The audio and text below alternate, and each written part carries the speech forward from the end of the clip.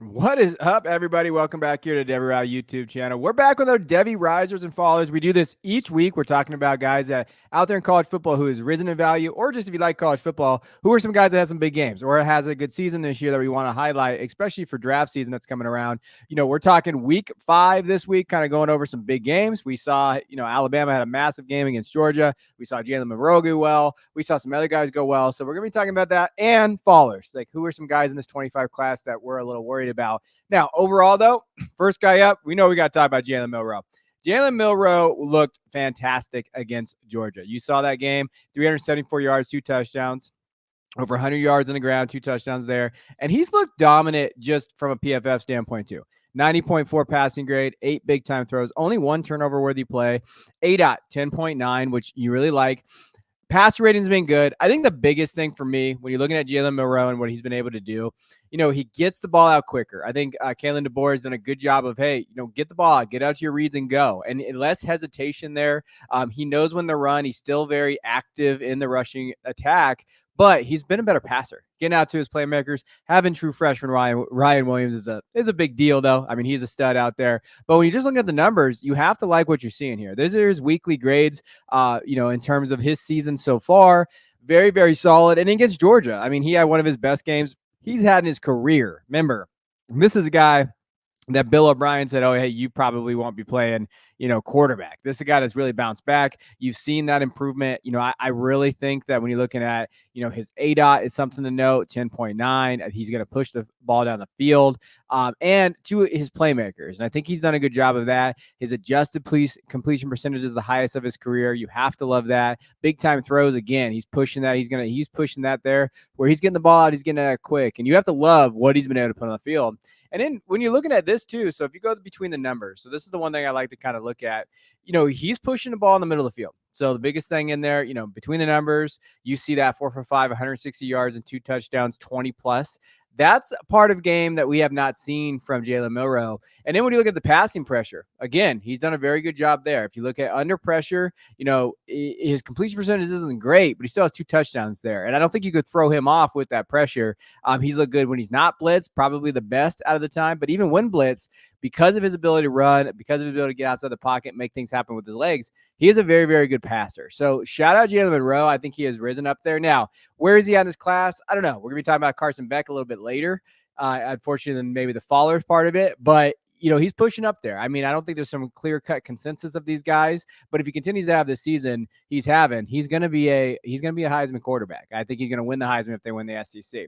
Now, another quarterback I want to mention as a riser, Cam Ward. You have to give him a shout out for what he did this last week. 343 yards, 4 touchdowns, 10 attempts, 57 yards in the touchdowns. Old Cam Ward popped out a little bit with those 2 interceptions, but on the season, fantastic. 91.4 PFF passing grade, one of the best in the nation. 16 big-time throws. I mean, he is slinging it out there when you're looking at the numbers. Turnover-worthy plays have been there, though, and that's always going to be the knock with Cam. I think that's the one thing that we're going to be looking at is, like, will he translate to the NFL based on that decision-making, those interceptions that he has? ADOT's been okay when you're looking at overall. On the grade, when you're looking at it, obviously Virginia Tech is probably their first real opponent. USF's okay. Florida's okay. Their defense is not great. And you see the passing grade kind of go down there, the 70.3. That's definitely because of turnover-worthy throws, the interceptions that he had. But on the season, he's looked good. This is his best statistical year that we've seen so far. Already almost 1,800 yards passing, 18 touchdowns, 4 interceptions. I think the big thing for me, and when you're just looking at the numbers and going through them, he's pushing the ball down the field. You see that between the numbers, 11 for 13, 5 touchdowns there. He looked really good. When he's on, he is one of the best quarterbacks out there. I think under pressure is where I struggle with him. You see the 22 for 39, 56% completion percentage, 3 touchdowns, interception. I think at times, and even when blitzed, basically all of his picks have come when blitzed, he rushes his mechanics, but I think he rushes his decision-making the most. And I think the thing is, like, hey, you don't need to make that throw. Throw it away, live to fight another down. Those are the type of things that get me nervous for him at the next level. I know some guys love him as a top 5 QB1 type guy. I think that's concerning, right? And I love him as a talent. I've loved him there. But I think if you're going to knock one thing, it's that. Now, he's balling. He's playing out of his mind right now. If he continues to do these type of things, you see the improvements there. I think he's going to put himself in position for a battle with QB1. Now, what that battle looks like, Milroe, Shador, some of these other guys out there, I think it's a fun battle, but is it a top 5 battle? I think that's what we're going to have to look at.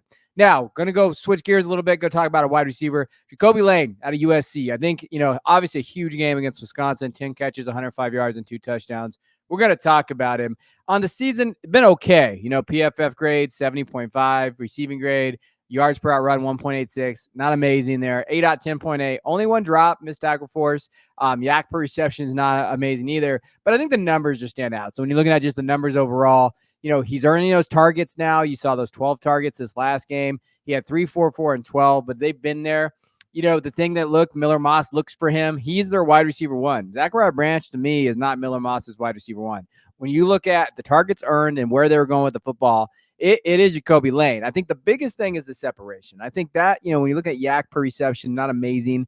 A lot of that is just he gets hit right when he gets tackled because he's not separating. I think if you're going to take a knock on anything, it's that lack of separation. But he's still young. This is only his sophomore year. He's in the 26th class. And you have to like what he's been able to do in producing, right? When you're looking at receiving depths, this is kind of where he's catching the football. A lot of those targets are short, 0 to 9 yards. That's why that ADOT is low. And that's also probably why some will say, hey, I even had a kind of a guy on social media that never has any fun with it. Well, I'll like him when he starts separating.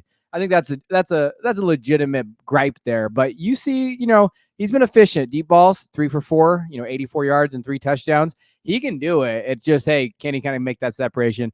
Not just be a 50-50 contested catch guy. Because he's good with it. You see that against in the medium range, 3 for 3 on contested catches. But the next level is where you get worried about contested catch issues and those type of things. Now, another wide receiver that I don't think gets enough love, Dane Key. It probably doesn't get enough love because of me too. So 8 catches, 105 yards, a touchdown. With Dane Key and what you like about him at Kentucky, 84.2 receiving grade, yards per route run, 3.08, ADOT 14.9, 5 missed tackle force. The thing with Dane, you have to like what he's been able to put on the field, right? At Ole Miss, they were able to win that game. He gets overshadowed by Berrien Brown. Now, Berrien Brown had a big game this game, but from a production standpoint, man, Dane's been very solid, right? 500 yards his freshman year, 600 yards his last year. They love guys like Dane Key. The NFL is going to like a guy like him. I think he's pretty versatile when you're looking at a slot and wide percentage. Like, he can do both, but he's got the frame. He's got the speed. If he tests well enough, we could be looking at a kid. He might be coming back for his senior year, but this could be the sleeper. This could be that guy that's in the sleeper class. So you're like, hey, this guy's really good there. You have to like his yards per out run, what he did against big opponents like Ole Miss. Like, hey, they were going to him a lot, 12 targets, 10 targets. He has 22 targets on the season for the last 2 games.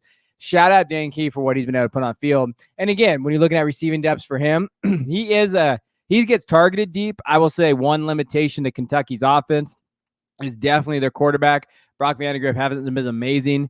But overall, like the medium, the 12 for 17 targets, 217 yards and a touchdown, really good receiving grade there. He does well there. I think that is where kind of his bread and butter is. And he creates separation. He doesn't have, he has some contested catches on there, but he is able to create separation. He can go over the middle. He can get a slot. I do like him on crossing routes. I like him on go routes.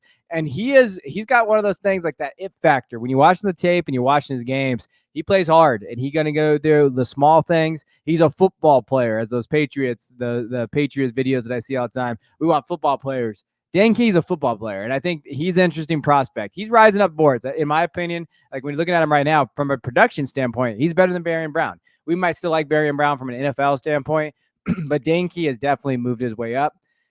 Now, that's the risers. Let's talk about a faller. We're really just going to talk about one here, and that's Carson Beck. Now, from a standpoint of stats, you're looking at it against Alabama. He had 439 yards, 3 touchdowns. It's a tale of 2 halves for him.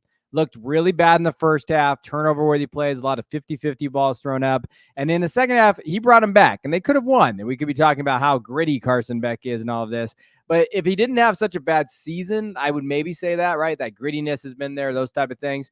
But he just hasn't looked great this year. 73.8 passing grade. He has as many big-time throws as turnover-worthy plays.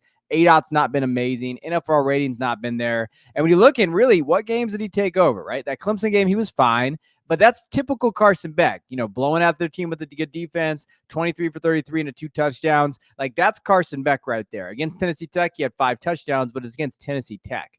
At Kentucky in a game they really struggled there, 160 yards, didn't really take over the game. And my biggest thing with Carson Beck, and I've said this since last year, you can go, if you like the receipts part of this format and talking about it, I said it last year. I've never seen a game where I'm like, man, Carson Beck took that over, right? Even in the SEC title game last year. Oh, he didn't do that, right? Milroe did, right? We haven't seen that from Beck. I think that plays a role in the quarterback process. And I think that, with him, it's just something that, like, is he a limitation there? Is he a liability for Georgia's offense? Honestly, I think that's a note. I think that's something that you got to talk about. And we're just looking at like passing pressure, going over it and kind of looking through it. Under pressure, not amazing, right? Just 6 for 17, does not do well under pressure. When blitz, same thing, 25 39, 2 touchdowns on interception. Hasn't looked good there. And I think, the thing that, like, notice in that game against Alabama, if you watch that game, the interception at the end of the game, the Xavier Brown, the 2 freshmen, he didn't need to make that throw. They had plenty of time and timeouts. Take what the defense gives you. You don't need a one-on-one, go get it ball. You move the field, move it down the field. You were doing fine. Within the 40, you can do those things. Carson Beck just hasn't done that. And I think, for me personally, when I watch him, it doesn't scream NFL talent based on what we've seen from the field. It's just one of those things when you're looking at him, you're like, hey, will he be able to kind of rise that talent? I just don't see it with Beck right now. Now, this doesn't mean he can't do it. I mean, with Beck, and you're thinking about what he's been able to do on the field for the last 2 years, he's been productive. Can he bounce back? He still has 2 big games. He has the whole season, but he's got 2 big games against Texas. Looking at the schedule, Ole Miss, some of these other teams that are on the schedule, how's he going to look there, right? What is he going to do to those? Tennessee, like, can he kind of win? If they go win out and they go play Alabama in the SEC title game, he'll be right there. But I do think that the perennial QB1 pick that we've seen from him, that people have talked about, it's not there right now. So that's our Devy risers and fallers for the week. Let me know what your comments. Let me know in the comments some guys you want me to highlight, right? I like to kind of go through some G5 guys, some other guys on this. I'm here for you. I know not a lot of people do Devy content in fantasy football, but it is one of our passions. It's something that I love to do, and I'll always do it. So let me know in the comments who are some guys you want to highlight. Appreciate you guys.